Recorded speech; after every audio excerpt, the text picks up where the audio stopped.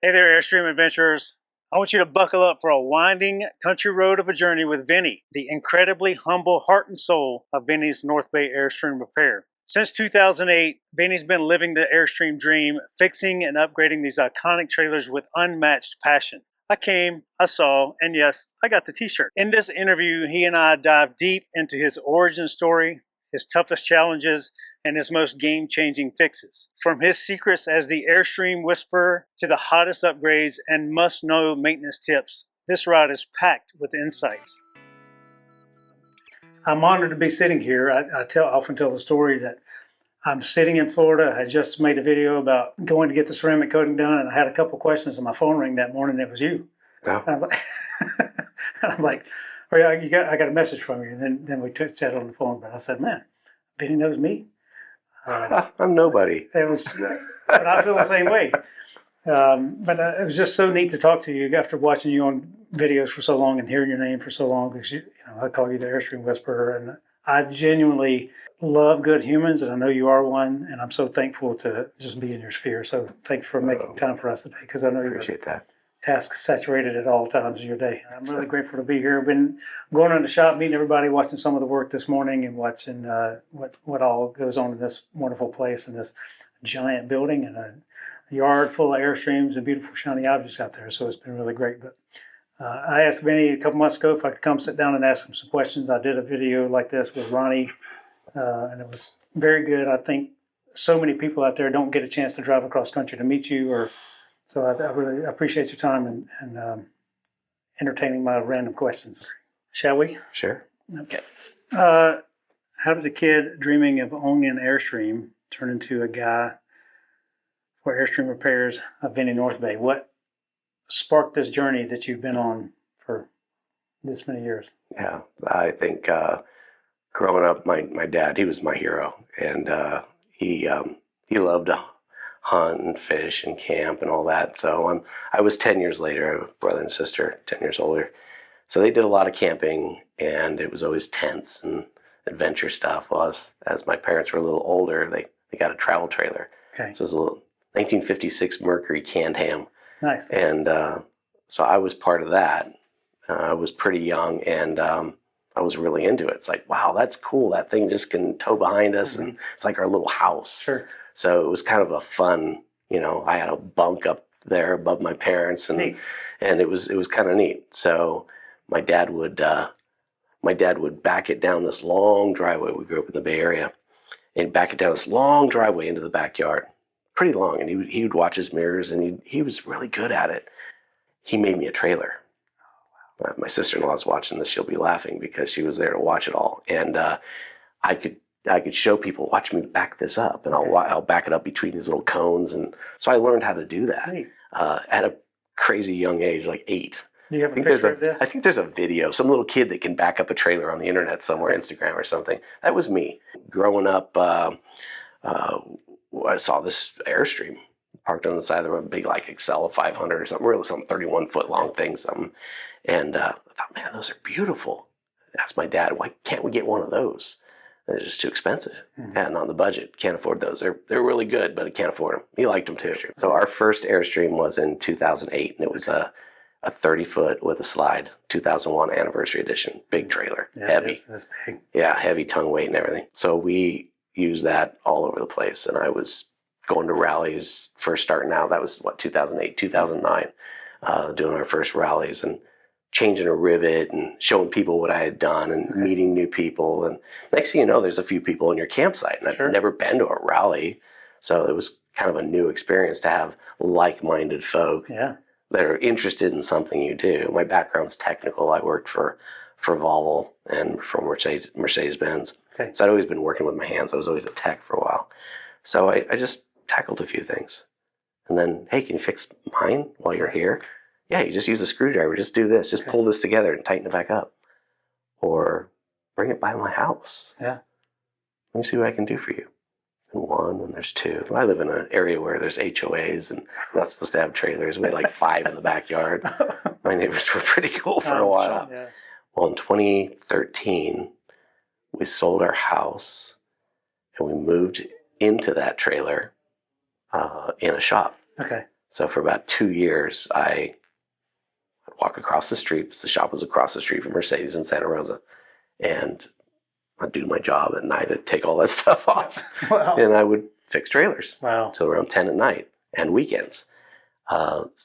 Until I decided I'm going to pull the plug. So here's a guy with me and the service manager. So you're kind of well respected in your peer group, and they thought I was nuts. Like, you're going to give this up? The dealership is great. I mean, just fantastic. And the family-owned dealership could have been there for years and years because they took care of me. I took care of them. So the career was set in motion. But it's not what I wanted. Mm-hmm. I just thought, whatever I do, I'll never sit at a desk like this again and oversee an operation like that. I want to be doing it with my hands. I want to make a difference that way. So the fact that I'm sitting at a desk like this, I don't know. Be careful what you wish for. Yeah. It's time that I do something. So I had already put my name into this park, like, just in case, because I knew I wanted to be in some place like this. Okay. And I talked about it, but I didn't pull the trigger. Well, I got the word there's something available, so I came and checked it out. And as we walked around today, you saw the place. It's pretty packed. It is. I thought, there is no way I'll ever fill this up. Yeah. It's too much money. It's too big. Have I lost my mind?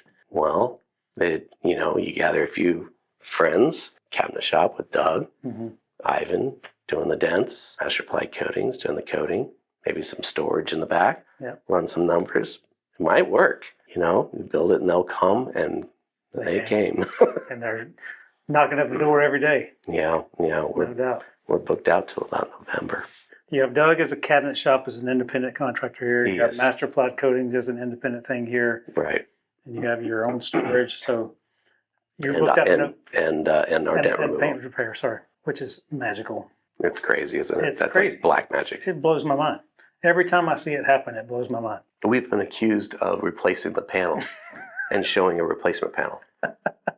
So I always try to put the trailer in the same position, showing the same things. You wouldn't be able to move the trailer, we've never done that. We've never replaced a panel after dent removal.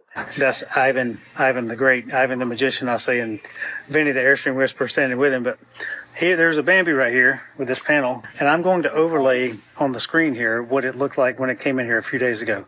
It is absolutely shocking. There's many people who think they just replaced the panel. That is not the case. I watched the work, watched him do this thing. It's shocking what he does. So, Ivan, you're a magician. It's amazing. Have you ever done a time lapse of the whole? He has. Okay. Yeah, he has. He has some proprietary moves, so we'll edit some of that stuff out. In the future, you know what? The future is going to be dent removal. Okay. For sure. Okay. I mean, other than a gouge or a scratch, that's the way to go. You keep the integrity of the panel, all the buck rivets. I mean, the whole trailer is still together how it was when it was built at the factory. So the independent contractors, and you say booked out to November, is that? Just Vinnies. Okay.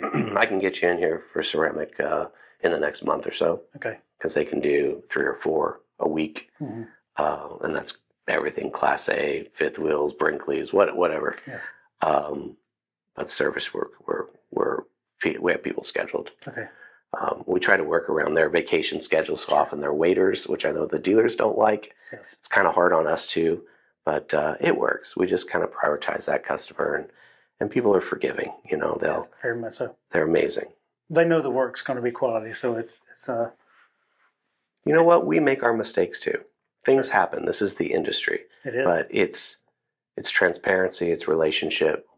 It's good, and I appreciate that everybody knows what everything is going on, because I just saw everybody having lunch together, having discussions while they're having lunch, and that's a big deal. Nobody goes off to their own little corners and does their own thing. Or it's a team, and I really appreciate that you have that here. This was neat to have a kitchen here. Yes, because we can sit down and have a meal together and chat and whatever. And maybe it's just silliness, an hour worth of silliness. Right. Other times it's a working lunch, and we're talking things through and how we can fix it. But everybody here shares the same philosophy. Yes. And the client is the reason we're here. Mm-hmm. No clients, there's no reason for us. Yes. So they drove halfway across the country. They want to spend an hour at write-up. Yes. Let them. Yep. They've got a lot to tell me. They just drove. They've waited 6 months to get in. Tell me what's going on. Yes. So it's huge. My mom used to say, "You have 2 of these and 1 of these."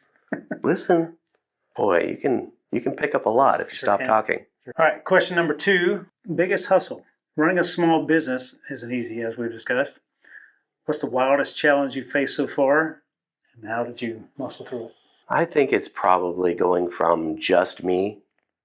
You know, you come in and ask me what we did on the trailer, and I did it. Mm-hmm. I know, you know, to, I mean, let's face it, the future's not me. The future's these kids. Yes. How am I going to transfer what's in here and what I've learned to somebody out there? How am I going to let go of that? Yeah, it's hard. It's trust. You know, trust yet verify, yes, rather than control and micromanage. Because that sends a message, right? Yes. You don't trust me. Like I've done 5 of these for you already. I can do this one. Great. Let's do that. Yeah. And letting go, first understanding this business is, we're going to grow, and I can't do it all. Mm-hmm. So it's that next generation. It's those folks that are gonna carry the torch. So that was probably the toughest thing, that transition of not knowing every little thing. Now with our program that I have on my phone, I can see, because they've got their notes in there. I know what parts they used, how much time they have into it, what they need, and then how it's going to get booked out to the customer. Okay. So I can go right through the program and see it almost as if I was there. Now we'll also do the final walkthrough. So we have a QC. Now I'm in every trailer every day, yes, but I might not see what they did, you know, to stop the water pump from making all that noise. Well, we put the kit in it. Yeah, fired up. That sounds great. Good work. Yeah. They want to show you. Yes. They want to show you. They're proud of it. Hey, this whole wall was coming apart. Look what we did. Put this metal angle in there. You can't see it. We put the bezel back over it. Here's the pictures of what I did. And they're excited to tell you.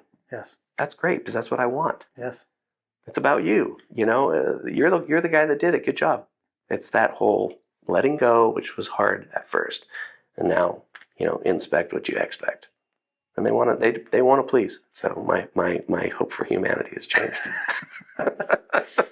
Did you recruit these folks, or they came to you? No, we recruited everybody. Okay. As is with our ceramic business, Master Ply Coatings. We find a good kid, and he has a friend. Yes.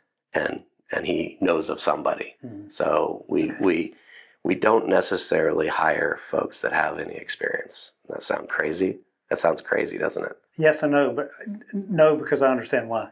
Because we want to show them our way. There are several ways to slice an orange, you know? I mean, yes, we want to do it our way, because what we've learned is if you do these steps, we're going to have this outcome every time.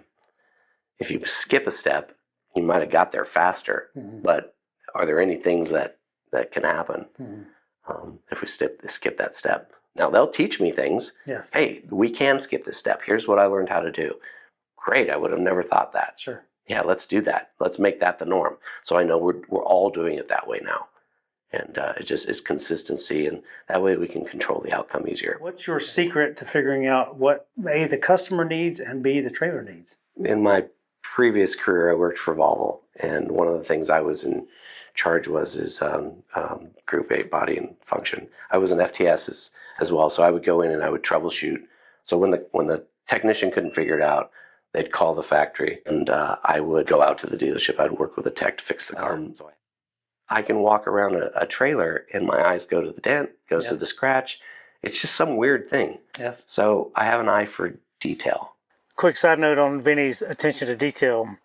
We were outside, like it was enough time for me to back my trailer up into the parking lot there. We got outside, shook hands, walked in the building. So he saw my trailer for all of 1 to 2 minutes, if that, and really not paying that much attention. But when we went back outside, I said, all right, tell me what you noticed about my trailer. And he said, you've had that front corner panel replaced, but they use buck rivets and not Olympic rivets. And there's a little bit of glue coming out. He said, you've replaced two rivets on your front storage locker. Yes. He said, you've got an antenna on your top different than what Airstream puts on there. He said, you're going to need new tires soon. And your air safe hitch could be just a little bit shorter. Amazing. What's the coolest and most popular upgrade people are begging for these days? That is, well, all the things that you talk about on all your videos. Yeah, I always know if Brad posted a video, because now we're doing more clear glass windows or whatever we're doing. But yeah, I don't know. The hottest upgrades, we will, of course, having Doug here, yes, it's kind of fun to walk through. You guys just recently walked through his trailer, and you saw mine in here. Beautiful. So we're excited to get our trailer out on the road with, you know, the prep cabinet, the wraparound seating, a smaller table. That's fun. Yes. And, you know, maintenance is not always fun to talk about, or some little widget. I don't know. We're having fun with the Max Air fans. Those are kind of neat. I love those things. Yeah. Some appliances. I don't have any one thing that we're, you know, crazy about, but again, we do whole trailer. Yes. So everything's from 2000 to present. So we're doing, you know, non-glamorous things like rotted floors, you know, panel work, axles. We do the whole coach. Dent removal is kind of fun. Yeah. That's a thing that we're pretty proud of. You know, I think if we could emulate that all the way across the country, it would. Of course, Airstream would sell less panels. That's probably not the goal, but I sure like the idea of keeping the trailer intact. Me too. Same original seal, same original rivets. Absolutely. It just got pulled back out to shape. Yeah. So that's kind of fun to deal with. What's your personal favorite upgrade you've done to your trailer? Oh, on mine? New cool wheels? Yeah. Cindy hates those wheels. You know, we have the generator from Aircrafters. That's fun. We have, again, this prep cabinet and all that. The lift, we build our own lifts. So we really didn't like the lift that Dexter had, because you had to take some extra steps to tighten it up. We have had some lifts come in where they're loose. That's not going to happen with ours. Carl, you met Carl earlier. He's brilliant. Yes. He loves all things metal. So I can show him an idea, and he's got that kind of brain, that mind that can pencil it out and bring it to life. That's like, we don't have to replace that. We could fix that. Yes. Remember when we used to fix things? Yes. Back in the day, my dad used to fix things. Yes. Now we just throw it away and we replace it in the interest of an upgrade. Yeah. No, fix it. Fix it. So that's what we do. We fix a lot of stuff here. I'm a fan of fix. Yeah, fix is good. I like upgrades too, but I'm a fan of fix. We talked about this earlier out there, but have you invented an upgrade, like your front end separation apparatus out there, that made you think, I just changed the game? Yeah, that's probably it. That's it. Yeah, that's probably it, because it's so, unfortunately, it's so necessary for the trailer. Like we talked about, you know, if you stood on a bare frame and you were on one corner and I was on the front opposing corner, we could flex it. Yes. So when the frame has movement in it, that it must work together with the shell, and that was part of that whole structure. That's how we were told how this whole thing works for years and years. It works together. Monocoque frame. And it does. Yes. To a point, but we're going to lose some rivets along the way, and all the collision points are going to start to show themselves. Yes. And we know a collision point is in that tongue. I had a discussion with a customer one time, and I think we parted friends, but he never understood it. But when you take those weight distribution bars and you pull up on them, and you're lifting the back of the truck and forcing the nose down, yes, and all of that tension is happening on the ball. Yes. When you're doing that, you're actually bending that tongue upwards. Yes. And he said, no, Vinny, you're pulling the frame down, because you're pulling those brackets down, all that downward motion. Yeah. I said, but together, all that's going, the pressure's going through the ball. Yes. So whereas, yes, it's doing something like this to the frame, but you're still bowing the tongue. And that's that collision point that we're trying to deal with. The shell doesn't want to move. It wants to be flat. Yes. The frame can't stop from moving because of the way it's built. Building in our truss system the way that we did, we're giving the shell above the frame more support. Okay. And we've got about 100 of those done now, and we've seen a great track record, so we know that we have the fix. So I want to share that fix. Yes. Do you have just a rough guesstimate, like this year to this year, or this size or this size is most affected, and that kind of thing? We had a 20-foot, so the 20-foot has the rear kitchen, right? It's kind of a nice layout. We had a 20-foot with it. Only one. So it'd be pretty unusual. A lot of weight distribution, a soft rig that he tows with, yes, a lot of tongue weight, a lot of stuff in the trailer. So it probably was a box frame, but kind of a light duty one. Okay. So, but by and large, 19, 20, 22, 23, not really affected. 25 can be. Of course, 26U might be. It's got a lot of tongue weight anyway. Yeah. We haven't done a 26U, but Okay. it looks like it could be. And then all the way up, Okay. of course, to the 33s, because that's just a beast, right? It is a beast. Yeah. So, and then if you start cutting holes in things and giving it less support, then it's just going to manifest itself a little more. Telltale signs would be those little dimples around the compartment. Rivets starting to talk to you. They will talk to you. Yes, they will. They start getting a little gray around them before they pop.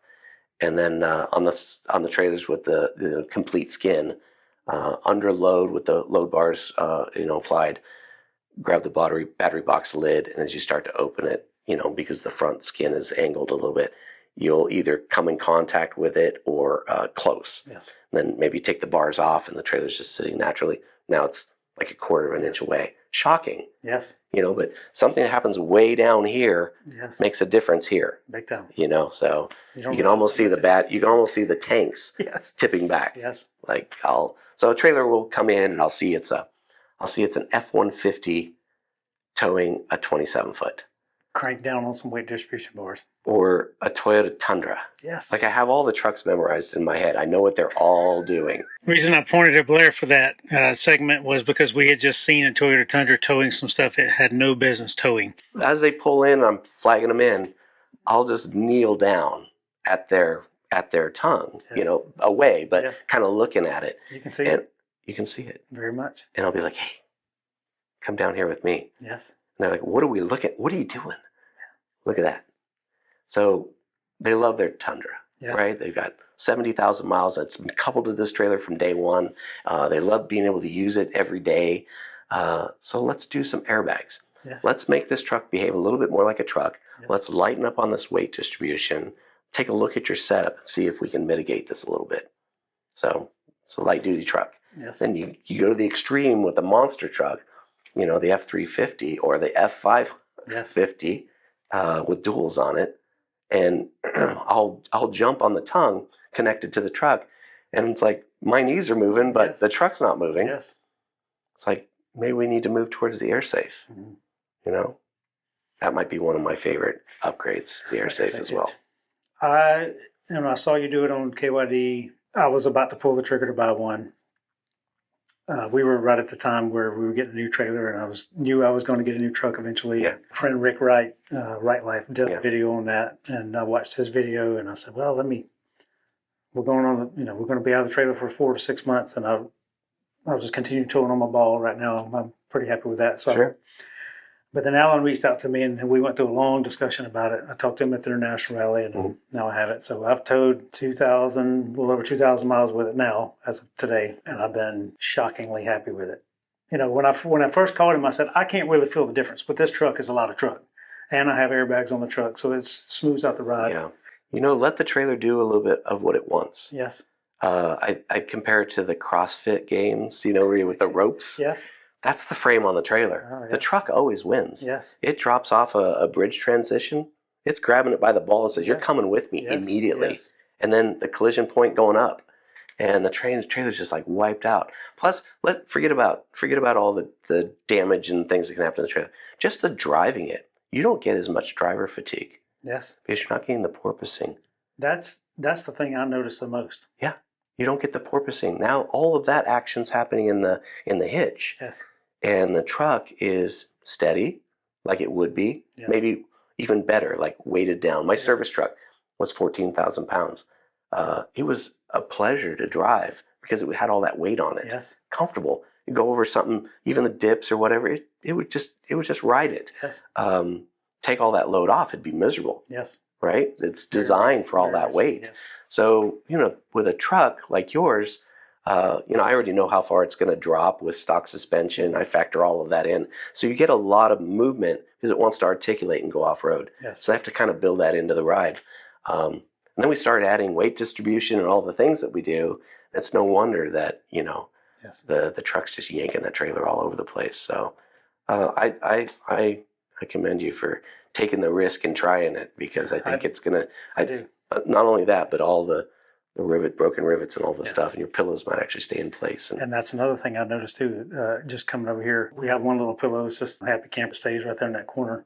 It used to fall off every single time. Yeah. The whole way here across 80, and 80 is pretty It's rough. particularly in the right lane. Yeah. It's pretty rough all the way across. It stayed where it was. So, Now here's my other wish list. Let's put some air suspension on the trailer. yes. If there was a way to ditch the Dexter axle, sorry Dexter, No but the time has come. And it just rides, I mean, they're great maybe in the beginning, the first few years, squash down a little bit. We load them up, people are full tying them, and you can see the arms are flat. Yes. There's not too much more movement. No. So it's a rough ride, and it's amazing the cabinets do as well as they do. Under those conditions, let's evolve. Let's move on to some kind of different suspension to where the trailer rides a little softer. I think it would protect the investment and just I think it would be more comfortable inside. So the gross vehicle of the trailer, random question, but gross vehicle, like I got the two 7,600 pounds. So upping the axle, like I'm getting a generator and I got to move my stuff. So my trailer's going to be a little heavier, not drastic, but a little heavier. Can I upgrade the axles, or should I upgrade the axles when I add weight? But that doesn't fix the frame. I think it's a great question. So the axle kind of works together with the weight of the trailer. Yes. And gives you the axle's a little, maybe you wouldn't want to go with a 3,000 pound axle because it would just twist right up, compress those little rubber rods. But if you match the axle weight rating to about the weight rating of the trailer, kind of where it's going to be, they'll move together. Yes. But if the axle's too heavy for the trailer, it's too stiff. It's gonna, if it's a dump trailer, you're gonna load all that gravel in, it's gonna weight it down. But the trailer's kind of a defined weight always. Yes. It's gonna ride too stiff. It's gonna be worse. So if you could find that sweet spot and the axle had a little bit more range, and it was, it could stay in that sweet spot, and the trailer had a little more suspension. Yes. And then you couple that with somebody that's gonna put 80 psi in their tires. It's like riding on a brick. I agree. So so I it's around 65 psi in the tire for a trailer, your size. As they go up, I go up a little bit. But if you look at the tire manufacturer rating, they're even lower than that. Yes. Because they're not doing much. What is there, 1,500 pounds of weight on that tire? Maybe.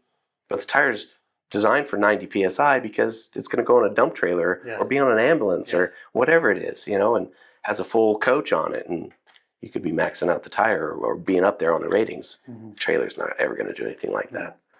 I run mine at 62 with no water in the tanks, and if I've got like 30% now with just water a little bit across the board.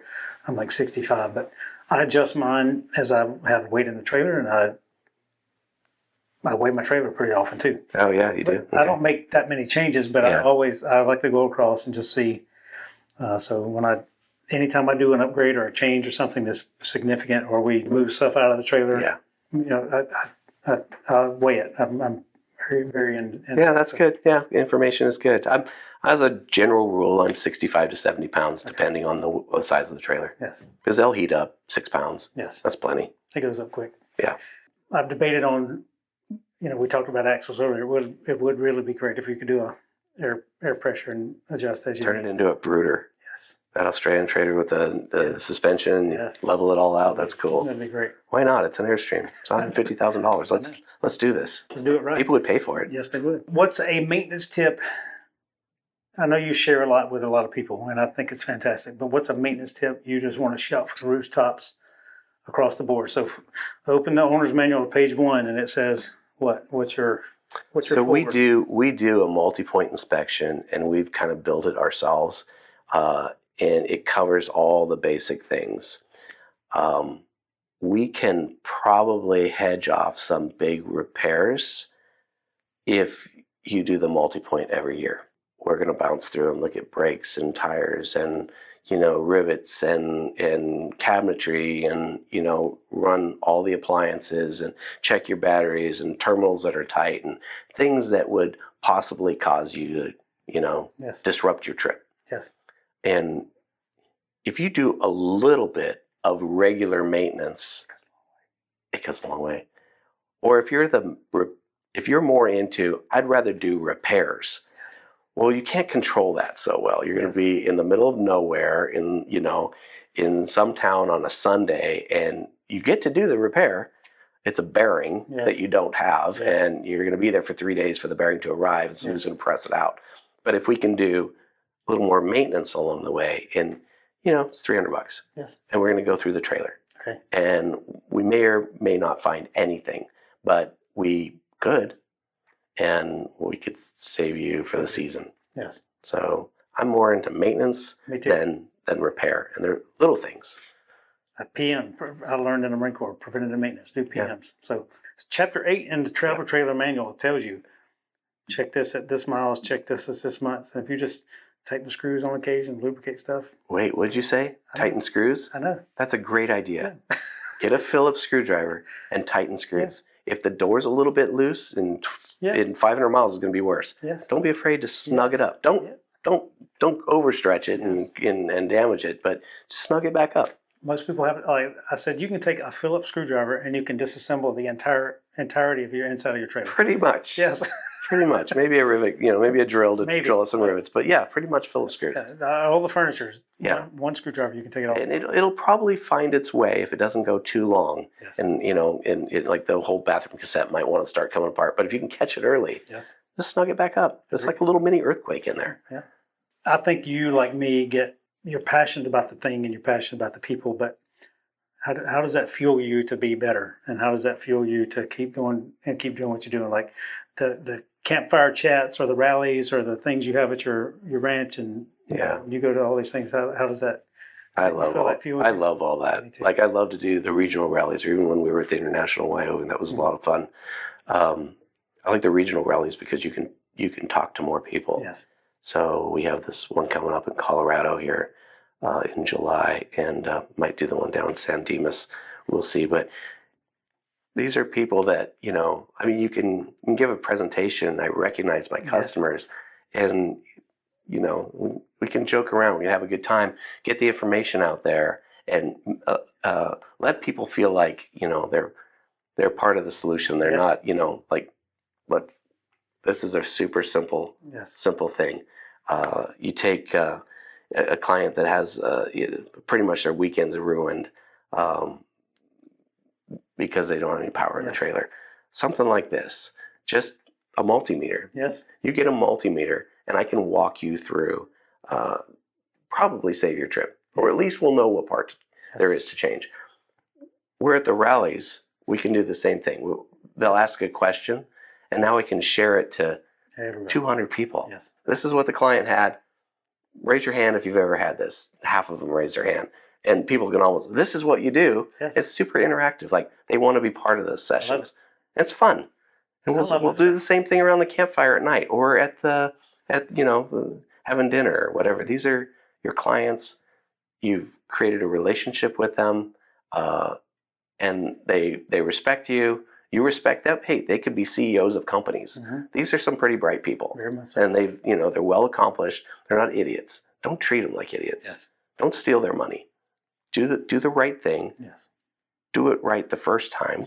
So make sure your processors are in place. Because they made a big effort.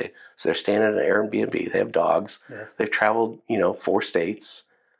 Make sure you have the parts. Yes. Make sure that you didn't drop the ball someplace that's going to disrupt their plans. They might forgive you, but it leaves a little timestamp, and that's unnecessary. So it makes us better. And when you put your name on the business, it's personal. Yes. And when it's personal, it changes things. Big time. Yeah, and if there's a problem, take it personal. You can't be harder on me than I am. Yes. I won't sleep at night if something went wrong. Me too. Like it's just mulling around in my mind. It's like I take it personal. Yes. I gotta figure out a solution to this. Mm-hmm. And in the end, I want the customer to be happy. So be better. Any new technology you've seen coming out of the factory, or just in general from vendors and things like that you've seen that's going to be really neat, or like looking into the future? What's the new technology? Yeah. Brian Markland, he's one of our clients. He has a new router / antenna that's going on the roof.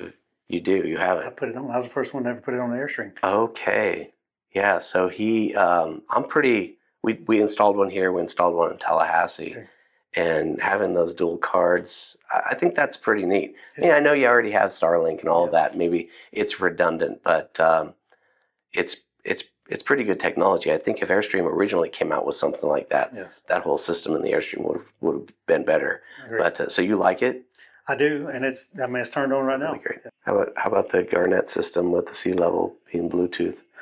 I don't have that set up. Kind of cool. You see it on your phone. You're draining your tank, so you can kind of see what's happening. It's kind of neat.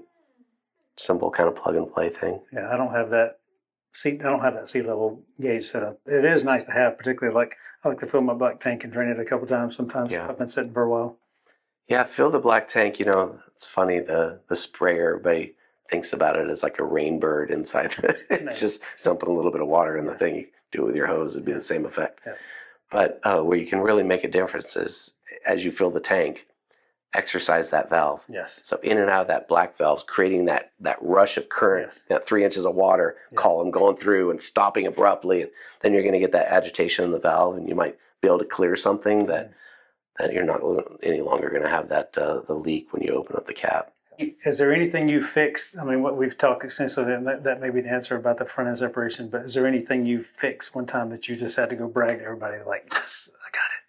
Oh gosh, we had a rear end collision. This is when I was kind of by myself, and I had a guy that would help me do panel repair. It was two trailers traveling together. They were like best friends, and the person ahead saw that they almost missed the exit, and they hit the brakes and cut in, and the people following didn't see that, so they nailed the back of the trailer. And it was, up into the door and took out the whole back end. And I put that trailer back together, and I was just so proud of myself. And I see that trailer, it's an older one. I see it at rallies. I'm like, dang, would you look at that? It's the dumbest thing. Yeah. But because it was so long ago, so early on in my career, and I just put my all into it, and it just turned out great. So that's my old panel story, but it was ribs and bows and things that, the dealers would have been like, oh, that's a big hit. But I just gallantly said, I'm going to fix this way over my head. And it all just worked out. Nice. Yeah. That's an old story, but it's a fun one. It's fun to see the repairs that you do out in the wild. For anyone like me, DIY kind of person, what's one thing that they should tackle for themselves on a brand new trailer? Tackle for themselves, like if with repairs and type of things. Well, just like a battery shunt or anything. Like what's the thing you should recommend to anyone who's confident enough to like DIY straight off the bat, do this thing kind of straight? Yeah, I would switch over to lithium. Yes. Isn't that a game changer? So easy. And I wonder what's going to happen in the future. When lithium batteries get really great. Yes. Like we're close. Yes. But lithium and solar, and again, listen to your customer. So we do a lot of that. Ronnie's doing a lot of the big systems. We do that here too, but because we do so many service trailers, they're often just getting the batteries, in the tongue, switching it over to lithium, a little bit of solar. So 200 amp hours in the tongue, 400 watts on the roof, something like that. A simple installation like with a Life Blue battery, because it has the on and off switch. It has Bluetooth to the battery. You don't need a shunt. Yes. It makes it affordable for the client. Okay. And maybe the converter charger will already accept a lithium setup. That's great. So, it makes it possible, whereas, 5 years ago it was a really, really expensive upgrade. So switch over to lithium. I'm glad that the factory doesn't put the lead acid batteries in there, and they give you some options, because that's probably where you're headed anyway. I agree. So lithium is definitely a game changer. 16-inch wheel and tire is kind of a no-brainer. I like that. I have them in stock. It's a truck tire. It's going to go 6 years. Yes.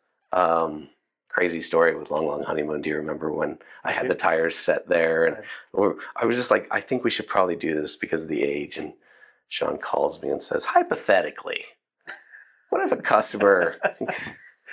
Yeah, well, he was thinking about it. It's like, but it should go longer, shouldn't it? It's like, and it didn't make it down to LA. But you're going to get twice the amount of life out of those tires that you would out of the Endurance. And the Endurance is a great tire. There's not a lot of tread on them, and they'll still age out as an ST tire. But that's a fun upgrade. You get 7/8 of an inch too.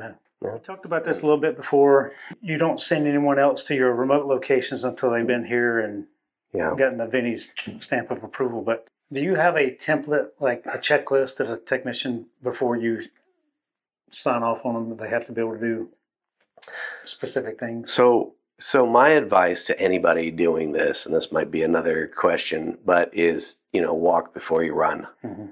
I'm not going to schedule a customer to do a repair that I don't feel comfortable is going to have the same exact experience here Yes. as they would have there. So we can obviously do a lot more here, but we're bringing on more and more things. Soon we'll be able to do front end separation in Midway, Tallahassee. So and I know there's a need for that. So Yes. we're really putting that in motion to build a kit so that we can install it there. But you need a shear, and you need Yes. metal, and you need all that stuff. So that's all coming soon. I'm curious, and then I think it will be a common question, but do you know how much, is it the same for every front end separation repair, or does it vary? It can vary. Okay. So you always need a welder. Okay. The trailer, I just tell the client, your trailer's it gets what it needs. Okay. I'm not going to do this and you're going to say, well, I want to pass on that. You don't have that option. Okay. If it has broken outriggers, we hit the first one, the second one if needed. Say it's a 30-foot classic rear twin. Okay. That's the heaviest of all of them in the rear. So if you do have front end separation, you get this thing porpoising like this, and it tears everything up. Okay. So we go as far as we need to. Okay. So the front frame kit will fit every unit that we have. And then the brackets would be extra if needed underneath. So Just roughly minimum cost, if I just need to put that frame in alone. it's going to, no matter what, it's going to get the front skin. Yep. So with labor and sublet costs and all that, it's going to be around $4,500-ish. Okay. So I was thinking $5,000 or Yeah, depending, Yes. again, it's going to get whatever it needs. Understand. So if we got to pull the belly wraps down and we got to do outriggers going back, then that's what we're going to do. So we send our camera in there. We look for cracks. If we see rust or cracks, we know we got to address it. Okay. Because then you built this structure in the front, but you don't have everything else helping it. Yeah. So you're just going to hammer what you just did. Okay. So it gets everything. Interesting. Where's Vinnie's headed in the next decade? Mm. Any big visions, or just taking it yeah. in time? Yeah, there's big stuff coming. Stay tuned. Anyone launching a new business, you said start small. Any other things you would have to offer someone? We have a pretty unique clientele. This is not the weekend guy with the bounder camper, and this is something special. Very passionate, very wonderful group of humans. So you have to be able to run with those people, and they'll see through you, and word will travel. Won't word travel fast? I mean, years ago they didn't have the internet. You could just create mayhem, and people would still drive in with all the confidence in the world that they looked at Yelp and it's pretty good. I'll get my job done, and if they could just hear the story from the guy who pulled out minutes ago, they'd be like, "Oh, I'm never going there." But now, information travels in real time. Yes. And you need to be ahead of that. So you have to be committed to this, and this has to be your passion. Do something else if this isn't your passion. Yes. Because you will be exposed. People will know it's not your passion, and it'll come through in the work quality that you're doing, and they'll talk about it. So this takes a lot to build this up. It's very expensive. Yes. Don't do it unless you're all in, and your whole team is all in. Yes. Because you might be, but your team is like, nah. We're going to look through job search on Indeed this afternoon at lunch. You just don't know it. Yes. Those are the guys that you want, because you're all in. You want your customers to know that. So it takes a whole group of passionate people who said, look, this is going to be a process. I've been doing it since '08. So it's taken a while to get here. And, my background is all, quality automotive cars, and that was pummeled into us. Yes. Mercedes would say the best or nothing. Yes. It's the best or nothing. So that's a big thing, It and you better walk the walk. So if people are going to drive this far, you better give them the best. And we sure try hard. I mean, again, we're only human. Things do happen, but if that does happen, you better be ready to dance with that and make it right. Somebody brings one of their trailers in for our coating, and it might be a trailer that had damaged panels or some corrosion or something going on, and we want we wanted to make it the best it can be. So it's going to be some education to the client at the time of write-up. Hey, this is going to be beautiful and it's going to be permanent, but this area has already been affected. Yes. Don't hide from that, because the ceramic's it's going to show it all. Sure. So make sure they have all the information going into it, and they can make the decision. No bait and switch, no surprise upsells, no bill that's $3,000 higher than what they expected. Just none of that stuff. It's got to be as if I'm a friend and doing this for you. You would expect us to be on the same page. Yes. And I would always say, at the end of the meet with the customer, they'd be like, okay, what do I sign? And this will probably change in time, because I'm in California, which is, every other person's a lawyer. Yes. But I'm going to look into your eyes and I'm going to shake your hand. Yes. You've got my word. That's huge. I understand what you want. So we're going to handle this like the old days. And you can drive away having confidence that I heard you, and we're going to fix this right. Okay. Great. So they've got to be committed to that. And it's not easy. It's long days. It's, again, we're not part of the dealer network, so we don't get the support. Yes. So it's a lot of, figuring things out, and the information's out there. I mean, look at YouTube now. I mean, you can almost fix anything. But Airstream's not as much. I agree. You might be able to fix your lawnmower a little easier than your Airstream. Yeah, there's not as much. Vinnie, thank you, sir. I'm humbled by who you are as a man, and I thank you for spending your time with us, because you are task saturated, and looking forward to hanging out with you and the family tonight. Yeah, it'll be fun. Yeah. I got a little surprise. So, great. Thank you so much. All right. Yes, Thank you. Thank you very much. Thanks, Blair. I just want to say thank you to Vinnie and the whole team at Vinnie's Northbay Airstream, and the whole team across the country at Argyle and Tallahassee locations. I really love all of you. I've had such a wonderful experience at all three locations, no matter what I've had done. So my truck coating got done at Argyle. The ceramic coating on the trailer was done in Tallahassee. They've now moved to the new location. I haven't seen that building yet, but I look forward to getting down there. And then out at the Sacramento location. I had a great time with everybody. Vinnie and Cindy, Blair and I had a wonderful time with you that night. And for the behind-the-scenes stuff from the video and all the things we did while we were visiting Vinnie's in Sacramento and at his home that night and all the things we did there, those will be all part of a separate video, so stay tuned for that. Thank you all for joining. Thank you for allowing us to be part of your adventure. Thanks for continuing to show up every week. We love you all, and we hope to see you on the road soon. Bye, everybody.